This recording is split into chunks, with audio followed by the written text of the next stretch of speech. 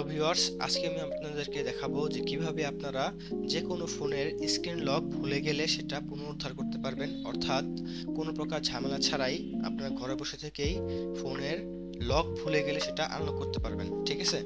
তো সেটা করার জন্য আমাদেরকে যা করতে হবে, তো প্রথমত আমাদেরকে গুগল থেকে একটা সফটওয়্যার ডাউনলোড করে নিতে হবে। তো সেটা হচ্ছে, আমি আগে একটা ব্রাউজার ওপেন করলাম, করার পর এখানে ডক্টর ফোন লিখে আমি সার্চ দেব। দেওয়ার পর এরকম একটা অফিসিয়াল সাইট পাবো, তো সেটাতে ক্লিক করব। তারপর ট্রাই ফর ফ্রি, দেন এটা যদি হয়ে যায় মানে ডাউনলোড হয়ে যাবে, যাওয়ার পর এটা ইনস্টল করে নেবেন। ঠিক আছে? এই হচ্ছে আপনাদের প্রাথমিক কাজ। তো ধরলাম যে আমি ইনস্টল করে নিছি। এখন কি করতে হবে, আমাদেরকে সফটওয়্যারটা ওপেন করতে হবে। তো এই যে এই সফটওয়্যারটা এখানে আমার ইনস্টল করা আছে, ভিডিওটা যেন দীর্ঘস্থায়ী না হয় সেই জন্য আমি এটা ইনস্টল করে নিছি। যাই হোক, এটা আমরা এখন ওপেন করব। ওপেন করার পর আমরা এরকম একটা ইন্টারফেস দেখতে পাবো। তো এরকম একটা ইন্টারফেস চলে আসার পর আমরা সর্বপ্রথম কি করতে পারি, সর্বপ্রথম আমাদেরকে একটা কাজ করতে হবে, সেটা হচ্ছে ইউএসবি কানেক্ট করা। এখন আপনি চাইলে তার, যেটা আমরা চার্জ দেই ফোন, সেই ইউএসবি তার দিয়েও আপনি এটা কানেক্ট করতে পারেন, কিংবা ওয়্যারলেসের মাধ্যমে কানেক্ট করতে পারেন। তো অনেক ফোনে ওয়্যারলেস সিস্টেম সাপোর্ট করে না, কিংবা স্ক্রিন লক যদি হয় মানে ভুলেই যান, তাহলে তার ওয়্যারলেস কানেক্ট করতে একটা হিমশিম খেতে পারেন। তাহলে আমি মনে করব যে ইউএসবিটাই বেটার। তো আমি এখন ইউএসবিটা আমার কানেক্ট করে নিব। তো আমি ইউএসবিটা ঢোকানোর পর এরকম একটা অপশন দেখতে পাচ্ছি, কানেক্ট লেখা আছে। তো এখানে আপনি সাপোর্ট পাবেন phone, call history, message, photos, contact, files and calendar. Okay, তো এই হচ্ছে আমার রেডমি নোট 12 মডেল শাওমির। তো এই হচ্ছে আমার মেন ইন্টারফেস। আমি কানেক্ট করার পর এরকম একটা ইন্টারফেস দেখতে পেলাম। তো এখন যদি আমি স্ক্রিন লক ভুলে যাই, তাহলে আমাকে কি করতে হবে? যদি আমি স্ক্রিন মানে হচ্ছে আমার পাসওয়ার্ড বা আমি যে প্যাটার্ন দিয়েছি সেটা যদি আমি ভুলে যাই, তাহলে অবশ্যই আমাকে আগে এটা আনলক করতে হবে। তো করার জন্য আগে টুল বক্সে ক্লিক করতে হবে। তো টুল বক্সে ক্লিক করার পর, সবার আগে একটা বলে রাখি যে এটা কিন্তু আমার ফ্রি সফটওয়্যার। ঠিক আছে? তো যদি স্ক্রিন লক কিংবা সিস্টেম রিপেয়ার, হ্যাঁ, এরকম কোনো কিছু ভারী ভারী কাজ করতে যাই, তাহলে কিন্তু আমাকে অবশ্যই এটার পেইড, অর্থাৎ এটা আমাদেরকে সাবস্ক্রিপশন কিনতে হবে। ঠিক আছে? তো যেহেতু আমার সাবস্ক্রিপশন কিনা নাই, সেই জন্য আমি পুরো যে প্রসেসটা সেটা আমি দেখাতে পারবো না আজকে। ঠিক আছে? হয়তো নেক্সট ভিডিওতে আমি দিতে পারবো, যদি আপনাদের সাড়া পাই তাহলে।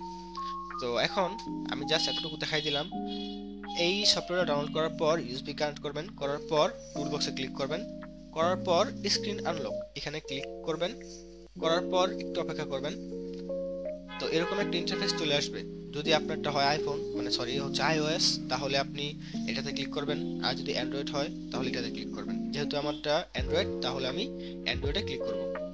করার পর যদি এফআরপি লক হয় তাহলে এখানে ক্লিক করবেন, আর যদি স্ক্রিন লক হয় তাহলে এখানে ক্লিক করবেন। তো স্ক্রিন লক যেহেতু আমার, এখানে ক্লিক করলাম। তারপর এখানে আপনার যে ব্র্যান্ড, যেহেতু রেডমি অর্থাৎ শাওমি, তো আমি শাওমিতে ক্লিক করব।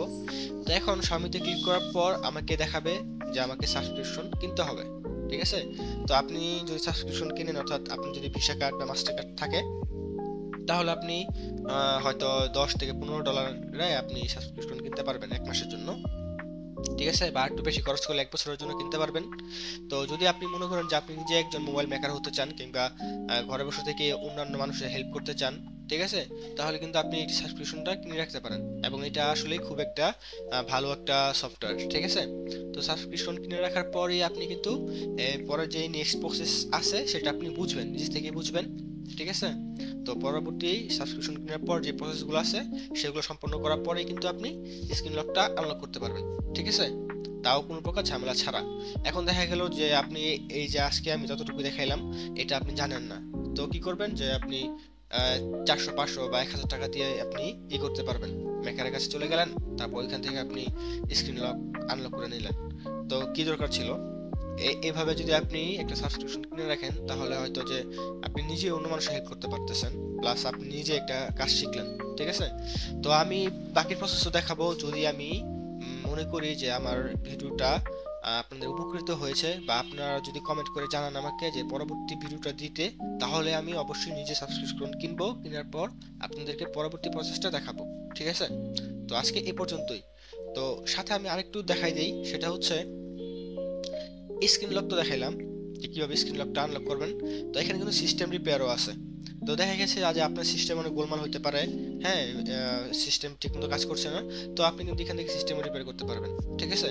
তারপর হচ্ছে যে আপনি যদি মোবাইল ফ্লাশ মারতে যান, ঠিক আছে, ফ্লাশ বলতে যে একবারে ডাটার যা আছে, হ্যাঁ, ভিতরে হাবিজাবি সব কিছু ক্লিয়ার করে দিবেন, তাহলে কিন্তু আপনি এখান থেকে করতে পারবেন। হ্যাঁ, ডাটা ইরেজার একটা অপশন আছে, সেখান থেকে কিন্তু আপনি করতে পারবেন।